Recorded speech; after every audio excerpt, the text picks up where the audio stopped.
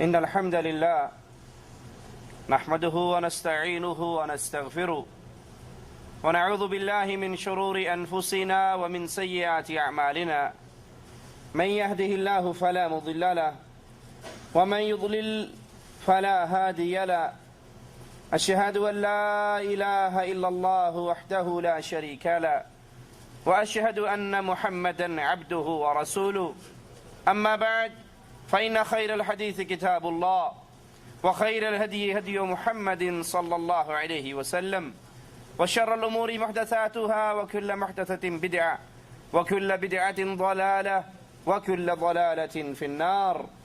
أعوذ بالله من الشيطان الرجيم. بسم الله الرحمن الرحيم. لقد رضي الله عن المؤمنين إذ يبايعونك تحت الشجرة فعلم ما في قلوبهم فأنزل السكينة عليهم وأثابهم فتحا قريبا.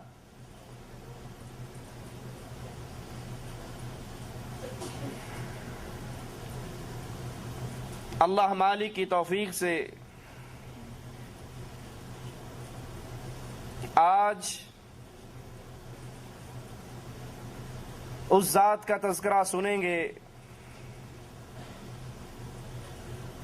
جن کو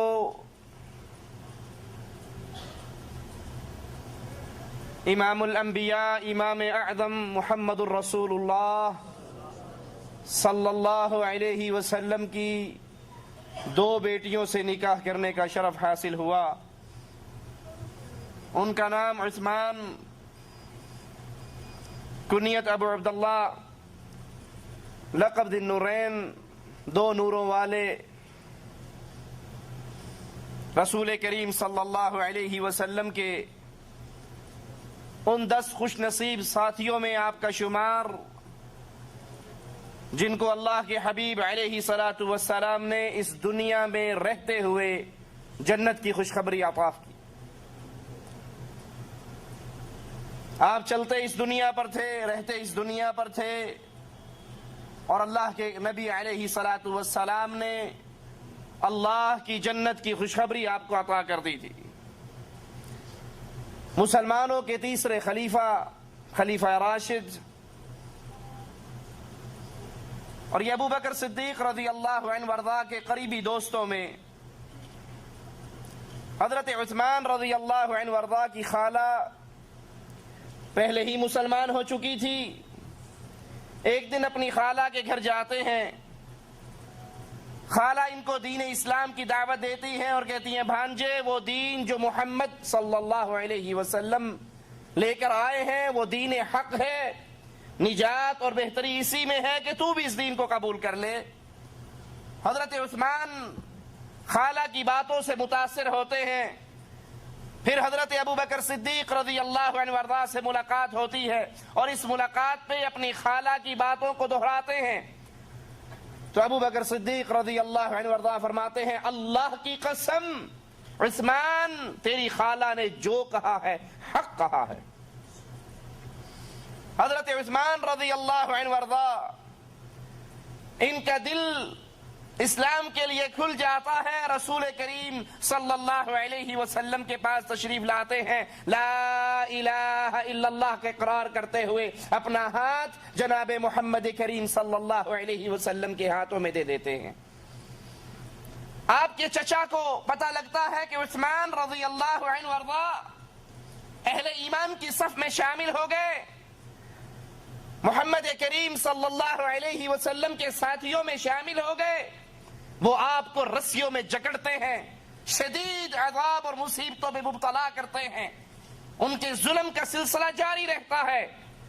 لیکن سیدنا عثمان، میرے ماں باپ قربان ہو جائیں آپ کے قدموں پر، استقامت کا پہاڑ، کہتے ہیں چچا میں نے سوچ اور سمجھ کر لا الہ الا اللہ پڑھا ہے، آپ جو کر سکتے ہیں کر گزریں. عثمان کی گردن کٹ سکتی ہے لیکن عثمان اب اسلام کے دامن سے اپنے دامن کو چھڑا نہیں سکتا. میں لا الہ الا اللہ محمد رسول اللہ کا اقرار کر کے اللہ کے نبی صلی اللہ علیہ وسلم پر ایمان لے آیا ہوں. آپ مار سکتے ہیں مار لیجئے، جو چاہے کر لیں، آپ ہر طرح کے ظلم مجھ پہ کر سکتے ہیں، لیکن میرا دامن اب اہل ایمان میں شامل ہو چکا ہے، میں مسلمان ہو چکا ہوں، میرے دل سے ایمان کی غیرت کو نہیں نکال سکتے۔ جب ظلم حد سے بڑھ گیا اور صحابہ کرام ابتدا میں جتنے لوگ بھی مسلمانوں کی جماعت میں شامل ہوئے، کفار نے ان پہ ظلم کی چکیاں چلائیں، بے بہا ظلم کیا۔ جب یہ کفار کا ظلم حد سے بڑھتا ہے تو امام الانبیاء امام اعظم محمد الرسول اللہ صلی اللہ علیہ وسلم مسلمانوں کو اجازت دیتے ہیں کہ تم حبشہ کی طرف ہجرت کر جاؤ۔ اگرچہ وہ ملک عیسائیوں کا ہے، لیکن وہاں کا بادشاہ نجاشی نیک دل انصاف پسند حکمران ہے، تم وہاں جاؤ اور وہاں سکون سے رہو گے۔ مسلمانوں کا پہلا قافلہ جس میں 12 مرد اور 4 عورتیں شامل ہیں، وہ حبشہ کی طرف ہجرت کرتی ہیں، اور ان میں حضرت عثمان رضی اللہ عنہ وارضا اور آپ کی زوجہ رسول کریم صلی اللہ علیہ وسلم کی مبارک بیٹی سیدہ رقیہ بھی آپ کے ساتھ شامل ہیں۔ مسلمانوں کو ابھی چند ماہ سرزمین حبشہ پہ ہوتے ہیں کہ انہیں خبر ملتی ہے کہ اہل مکہ سب کے سب مسلمان ہو چکے ہیں اور اللہ کے نبی صلی اللہ علیہ وسلم کے ساتھ مل گئے۔ ان مسلمانوں کو بڑی خوشی ہوئی اور اس خوشی میں واپس سرزمین مکہ پر آ جاتے ہیں، لیکن جب مکہ پہنچتے ہیں تو پتہ لگتا ہے جو یہ خبر ملی تھی یہ جھوٹ کی خبر تھی، اس میں کوئی حقیقت نہیں۔ کفار نے پھر مسلمانوں پر ظلم و ستم شروع کیا، اور 1 سال کے بعد رسول کریم صلی اللہ علیہ وسلم نے اگلے سال پھر مسلمانوں کو ہدایت کی کہ تم ہجرت کرتے ہوئے اس شہر کو چھوڑ کر دوبارہ حبشہ کی طرف چلے جاؤ۔ 102 مسلمان مرد اور عورت دوبارہ ہجرت کرتے ہیں، اور اس ہجرت کے اندر بھی سیدنا عثمان اور آپ کی زوجہ محترمہ آپ کے ساتھ ہیں۔ کفار مکہ کو بڑا دکھ ہوا کہ مسلمان امن سکون شانتی کے ساتھ حبشہ میں رہے، ان سے یہ برداشت نہ ہوا۔ وہ مسلمانوں کے پیچھے جاتے ہیں، ہدیے اور تحائف لے کر جاتے ہیں، اور نجاشی کے پاس پہنچنے سے پہلے نیچے والے عملے کو کنٹرول کرنے کی کوشش کرتے ہیں، پادریوں کو انعامات دیتے ہیں، ان کو ہدیے دیتے ہیں، تحفے تحائف سے نوازتے ہیں، تاکہ جب یہ عملہ میرا بن جائے گا تو پھر بادشاہ تک شکایت کرنی آسان ہوگی۔ اب وہ بادشاہ کے دربار میں ان مسلمانوں کے خلاف مقدمہ پیش کرتے ہیں کہ یہ مسلمان اپنے آبا و اجداد کے دین کو چھوڑ کر آئے ہیں، آپ ان کو واپس ہمارے حوالے کر دیجئے۔ نجاشی مسلمانوں کو بلاتا ہے، ان سے صورتحال پوچھتا ہے، مسلمان جواب میں کہتے ہیں اے بادشاہ، ہم شراب پیا کرتے تھے، ہم زنا کرتے تھے، ہم چوریاں کرتے تھے، ہم ڈاکے ڈالتے تھے، ہمارے اندر ساری برائیاں تھی، یہاں تک کہ اللہ عز و جل نے اپنے ایک بندے کو رسول بنا کر ہماری طرف بھیجا جس نے ہمیں برے کاموں سے روکا، ہمدردی کا سبق دیا، لوگوں کے حقوق پامال کرنے سے ہمیں روکا، ہم ساری بری عادتوں کو چھوڑ کر اللہ کے نبی پر ایمان لے آئے۔ جب کافروں نے دیکھا کہ یہاں دال نہیں گلنے والی اور ہمارے سارے حربے فیل ہیں، وہ کہتے ہیں ابن نجاشی جن کو تو نے پناہ دی ہے جانتا ہے یہ عیسیٰ اور مریم کے بارے میں کیا عقیدہ رکھتے ہیں؟ نجاشی مسلمانوں کو بلا کر پوچھتا ہے تمہارا مریم علیہ السلام کے بارے میں کیا عقیدہ ہے؟ اب سوچئے یہاں پر منظر کتنا خطیر ہے، موقع کتنا خطرناک ہے۔ مسلمان بھاگ کر اس عیسائی بادشاہ کے سامنے پناہ لینے کے لیے آئے،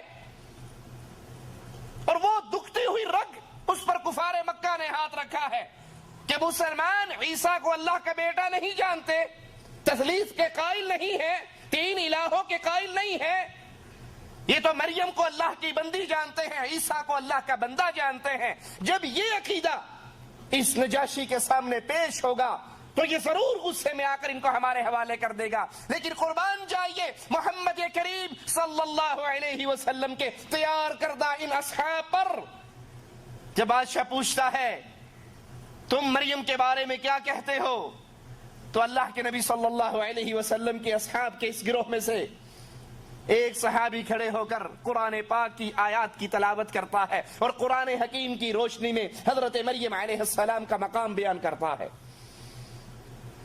نجاشی زمین سے ایک تنکا اٹھاتا ہے اور کہتا ہے اللہ کی قسم، تم نے مریم کی جو شان بیان کی ہے اس تنکے کے برابر بھی اس میں تم نے کمی نہیں کی، یہی اس کی حقیقت ہے جو تم نے بیان کی ہے۔ اور کفار وہاں سے نامراد لوٹتے ہیں۔